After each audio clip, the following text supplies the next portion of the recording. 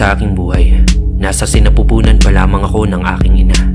Ang buhay ko ay nasa bingit ng kamatayan na. Ngunit dahil sa pagmamahal ng aking pamilya, ako ay nabuhay. May masasayang alaala, ngunit mas maraming karanasan na kalungkutan ng dala. Pero lahat ng ito ay para ihanda ako sa misyon na dapat kong tapusin dito sa mundo. Kasama ang aking kapatid, ang kaisa-isang pamilya na meron ako. Magkasama naming haharapin ang kasamaan dahil ako, si Juan Pedro, ang nakasaad sa propesiya na magwawakas sa angkan ng mga aswang.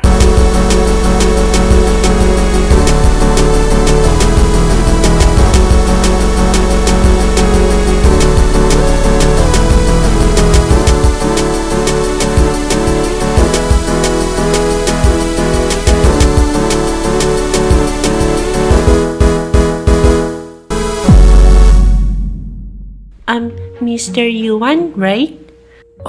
Mayor? Mayor Alice? Hindi po. Ako po si Dr. Guo, ang doktor ng bata na dinala niyo po dito. Hindi po ba mayor kayo? Yung tumanda na po ako, unti-unti nararamdaman ko parang nakakahiya na napagkakamalan ako yung nag-viral.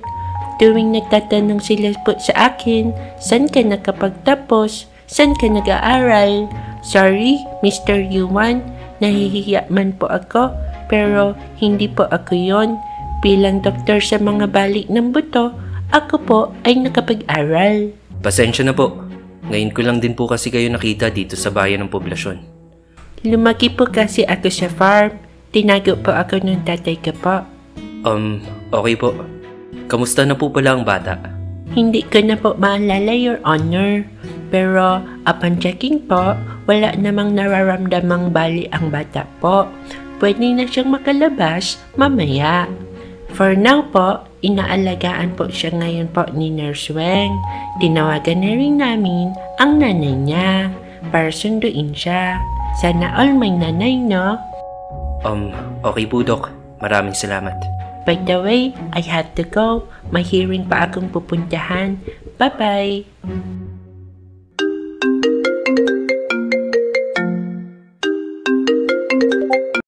Yuan, napanood mo ba tong nag-viral ngayon?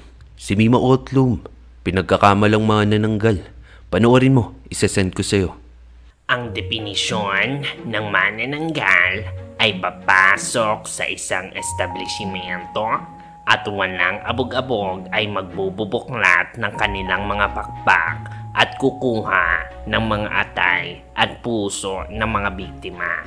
Ngunit ang nangyari po sa akin, ako po ay nasa labas lamang ng tindahan ni hindi po ako pumasok. Nakita ko lamang ang tindera na kukunin ang cellphone sa ibabaw ng pasimano at akin po itong kinuha para iabot sa kanya. Hindi po masama ang aking ginawa dahil ang akin pong konsensya ay clear. Ibang-iba na talaga ang panahon ngayon. Kapag hindi maganda ang itsura mo, napagkakamalan ka ng masamang tao. At ang mas malala pa dito, manananggal ang pagkaakusa nila dito. Oo nga eh, grabe. Porke ba ganun yung itsura, aswang na, manananggal na. Buti na lang pogi at magaganda ang mga taong lobo. Mabaho nga lang. Hindi naman ah. Anong hindi? Naalala ko nga doon dati, nung una kitang pinaliguan. Ayaw mo pa, para kang asong takot sa tubig. At least ngayon naliligo na. Kailan ka huling naligo? Nung 1 linggo. Yuan, tignan mo.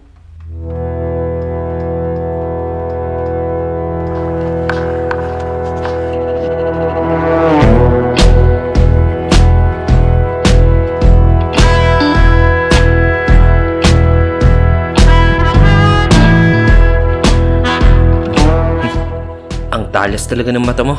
Yan si Nurse Weng, ang nurse na nagbabantay dun sa bata. Sexy. Ewan ko sa'yo. Kayo po Pogi. Pwede po ba magpa-picture? Ang gwapo, be.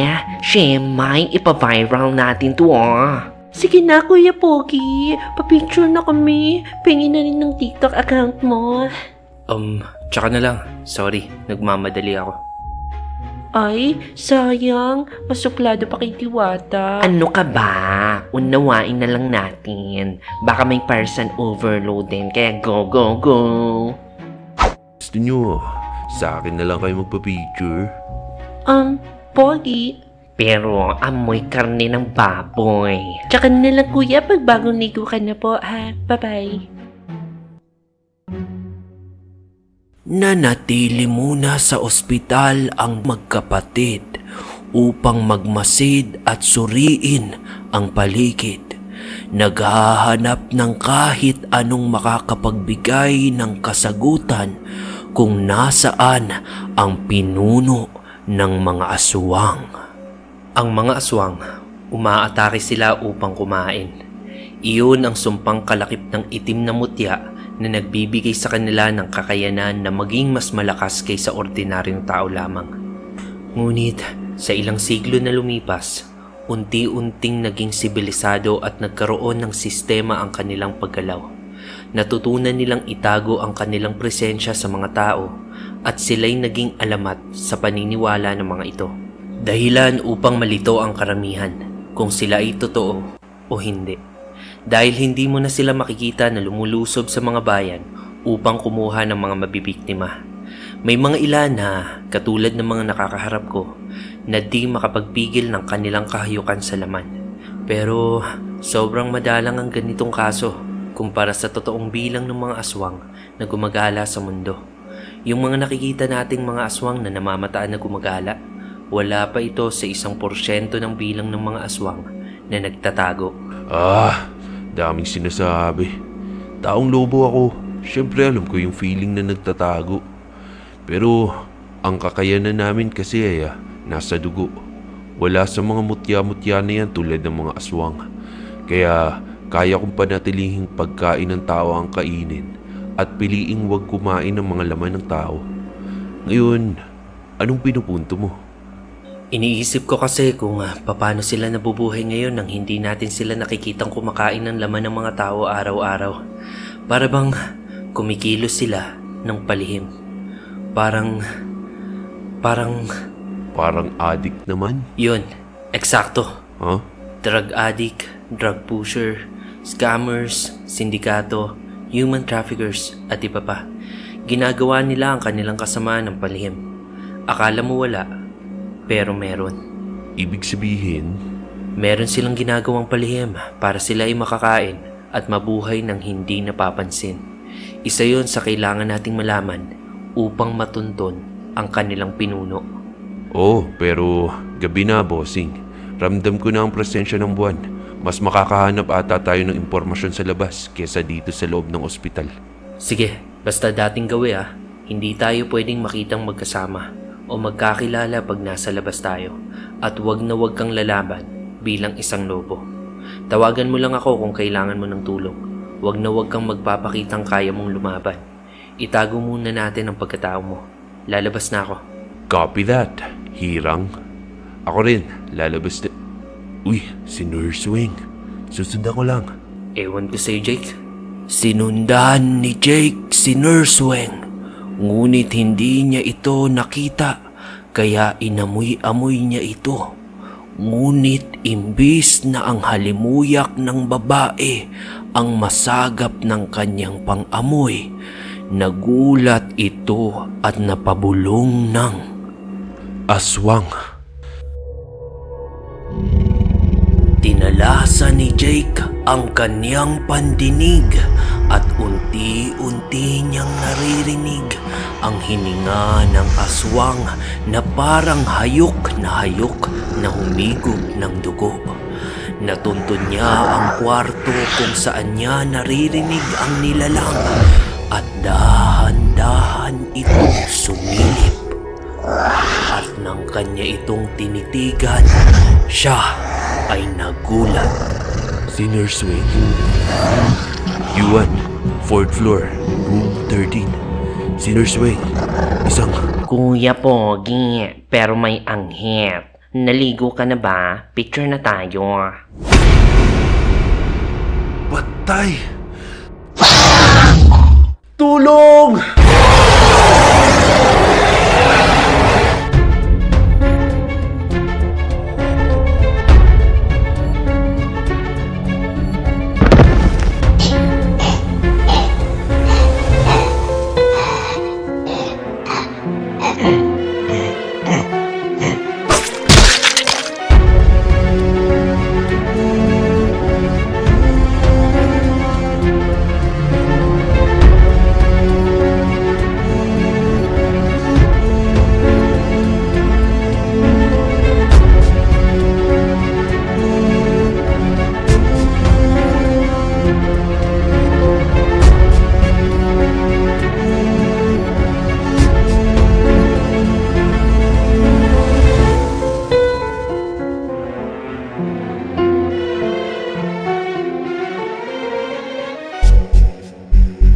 Umuwi si Yuan at Jake na may impormasyong nakuha dahil sa insidenteng ito.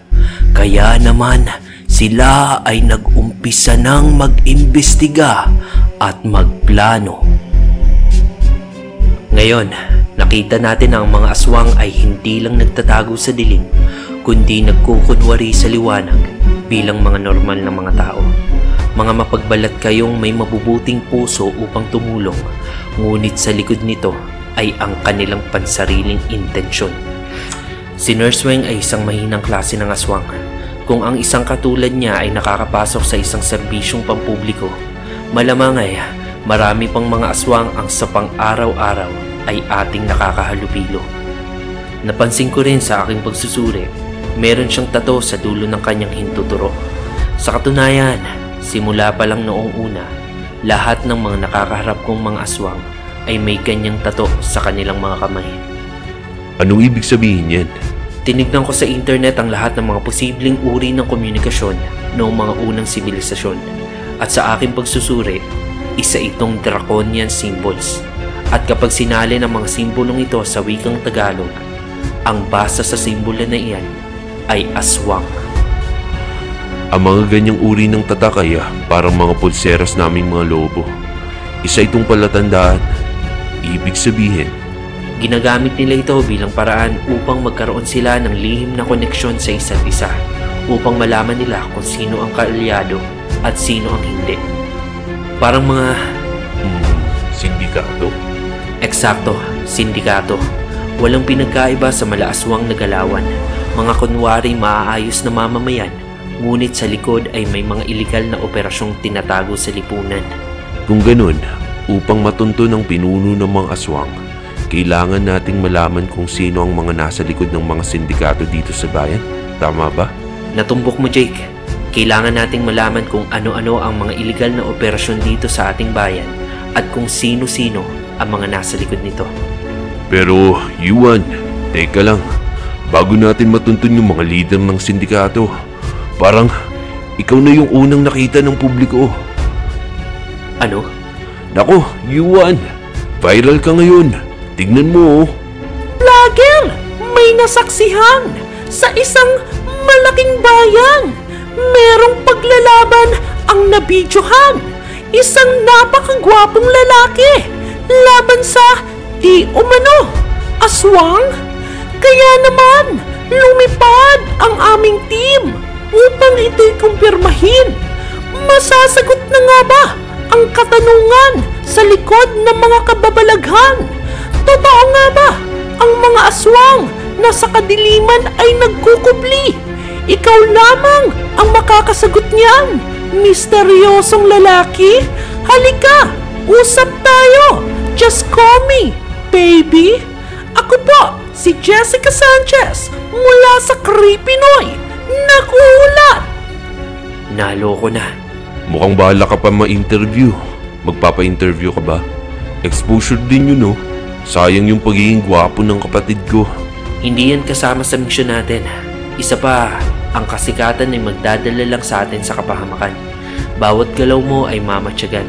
Konting mali ay mahuhusgahan. Hindi ito makakatulong sa pagdugis sa mga aswang.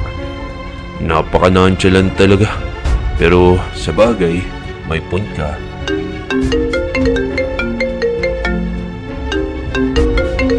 Hello? Juan Pedro, right? Sino to? Si Mayor ito. Ang mayor ng ating bayan. Mayor Quero. Neb Quero.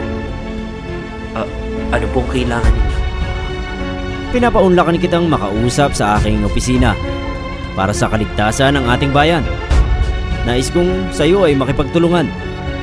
Sana ay pagbigyan mo ang aking imbitasyon. Mayor, makakaasa ka. Pupunta po ako.